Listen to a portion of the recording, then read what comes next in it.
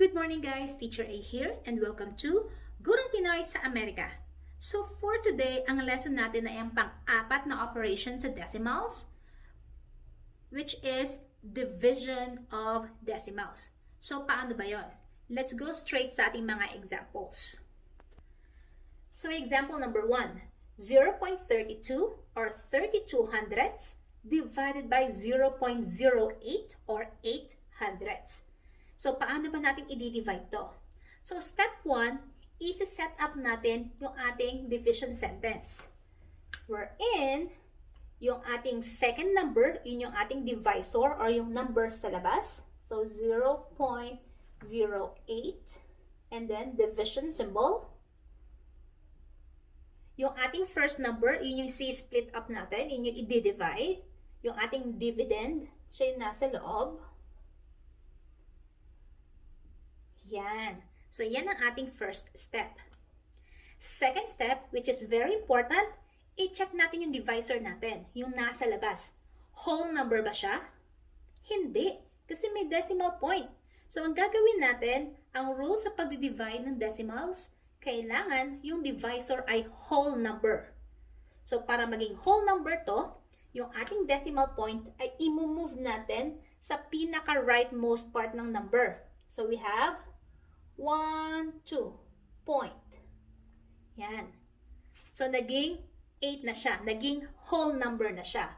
So, mathematically speaking, kada move natin ng ating decimal point from left to right, minumultiply natin siya sa 10.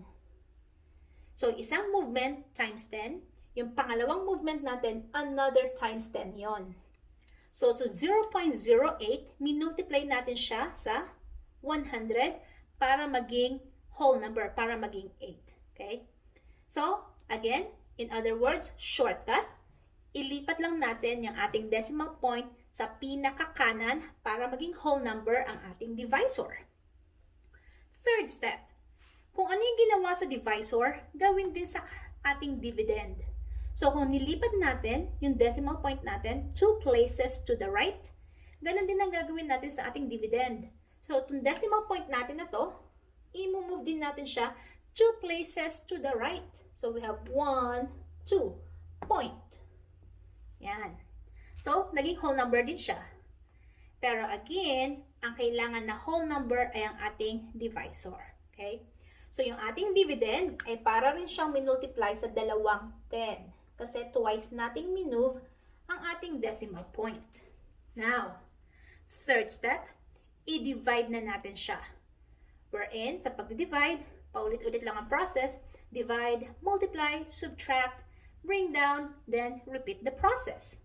So, i-rewrite ko lang kasi maraming magulo, maraming arrows. So, 8 yung nasa labas.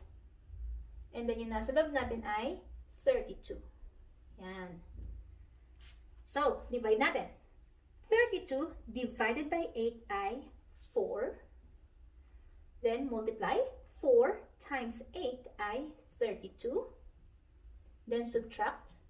32 minus 32 ay 0. Since 0 na siya, therefore, eto na yung sagot natin. So, the answer is 4. Okay? Example number 2. So, ang given natin ay 5.76 or 5 and 76 hundredths divided by 0.3 or 3 tenths. So again, first step natin, i-set up natin ang ating given. So yung first number, yun yung nasa loob ng ating division symbol, ang ating dividend, 5.76. And then ang ating second number, yun yung ating divisor, yun yung nasa labas, 0.3. Yan, first step. Second step, i-check ang divisor. Whole number ba ang divisor? Hindi. So therefore, gagawin natin siyang whole number by moving yung ating decimal point to the right, pinakadulo. So move natin, 1. So minove natin siya na isang beses. So therefore, yung given natin, para lang natin siyang minultiply sa 10 para maging whole number. Okay? So yun ang ating second step.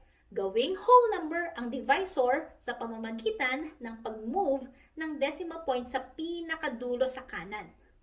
Next, third step. Kung ano yung ginawa sa divisor, ganun din ang gawin sa ating dividend. Minove natin ang ating decimal point one place to the right. So therefore, yung ating dividend, i-move din natin ang ating decimal point one place to the right. So from here, move natin. So, ayun, doon siya napunta. So, again, para lang din natin siyang minultiply sa 10. Kasi isang movement lang. So, i-rewrite ko lang siya para malinis. Yung ating 0.3 ay whole number na siya, which is 3. And then, yung ating dividend ay 57.6. There. Okay? So, kopyahin na natin ang ating decimal point doon sa taas. Kailangan magka-align sila, magkatapat. And then, i-divide na natin. Yun ang ating last step. So, sa pag-divide, again, i-divide. Pag nandito, i-multiply. Then, i-minus. And then, i-bring down. And then, just repeat the process. So, mag-start tayo sa 5. 5 divided by 3 ay 1. Then, 1 times 3 ay 3. Then, subtract. 5 minus 3 ay 2. Then, bring down si 7. Yan. And then, repeat na ulit natin yung process. Divide, multiply, subtract, bring down. Divide, multiply, subtract, bring down. Okay? So, 27 divided by 3 ay 9.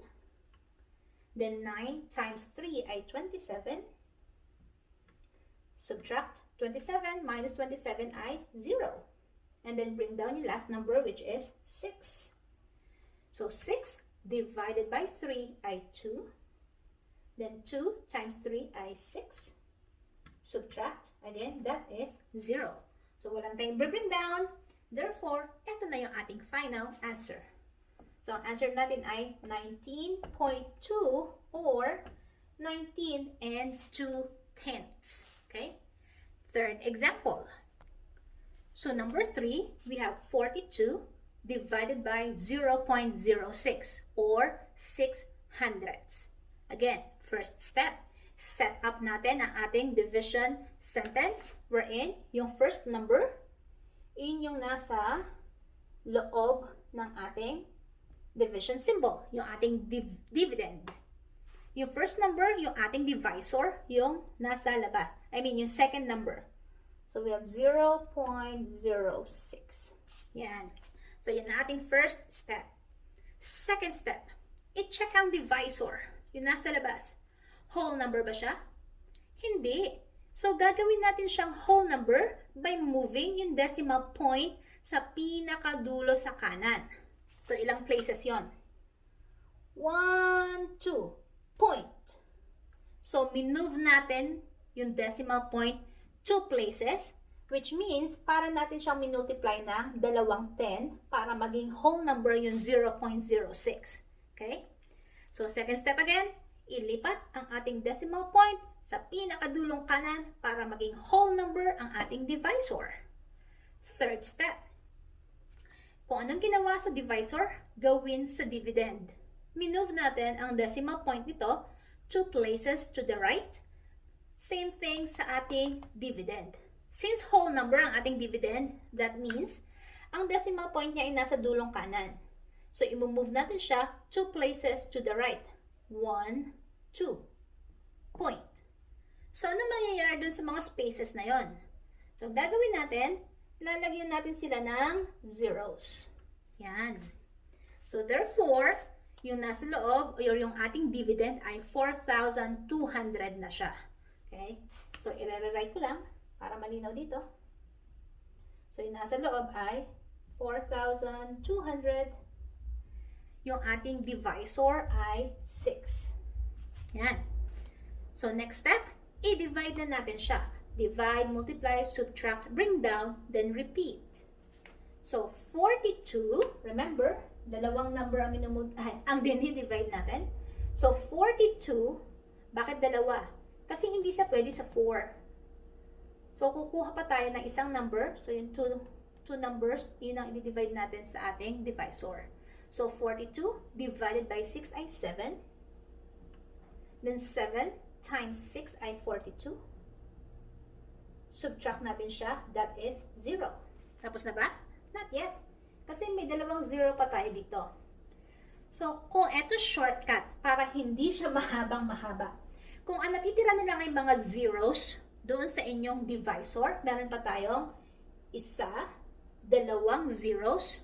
Ang gagawin nyo, kopyahin nyo na lang siya doon sa taas. 1, 2. Shortcut yon. Kasi, kung hindi nyo siya kokopyahin, patuloy kayong magdi-divide. Halimbawa, gawin natin na, bring down si 0.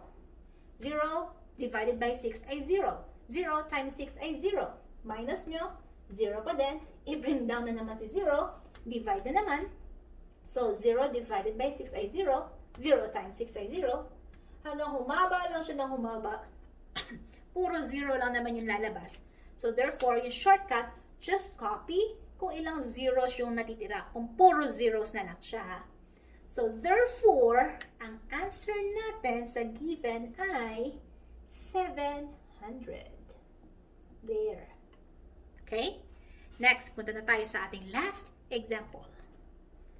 Okay, number 4. 9.9 or 9 and 9/10 divided by 33. Again, first step, is-set up natin siya. So, ang ating first number, yun yung nasa loob ng ating division symbol, yung ating dividend, 9.9. Next, yung second number, yun yung nasa labas, yun yung ating divisor, 33. There. Okay? Second step, i-check natin ang ating divisor. Whole number ba ang ating divisor? Ibig sabihin, wala kayo nakikitang decimal point? Yes. So, kung whole number ang ating divisor, mag-move na tayo sa ating third step, which is i-divide na natin siya. Sabihin nyo, paano kung may decimal point yung dividend? It's okay. Ang rule naman sa dividing decimals, kailangan yung divisor ang whole number. So, kahit may decimal point pa itong ating dividend, okay lang. So, i-divide na natin. So, 99 divided by 33 ay, sulat muna natin ang ating decimal point sa taas. Naka-align siya dapat, nakatapat. Yan. So, 99, dalawang numbers, dinidivide sa 33. Therefore, yung sagot natin, isusulat natin doon sa taas ng pangalawang number. So, that is 3. Then, 3 times 33 ay 99. Subtract natin siya, 0. So, wala na. Tapos na. So, therefore, ang sagot natin ay 0.3 or pag walang number before ng decimal point, lagyan natin siya ng 0. Okay? So, 9.9 divided by 33 ay 0.3 or 3/10. Yan. So, ganun lang kasimple ang mag-divide ng decimals. So, kung natuto kayo sa ating lesson, nakatulong siya sa inyong module, kindly give me a like para i-share to ni YouTube sa iba at marami ring 5th graders yung matuto ng inyong lesson. Okay? That's all for today. Bye guys! See you on my next video.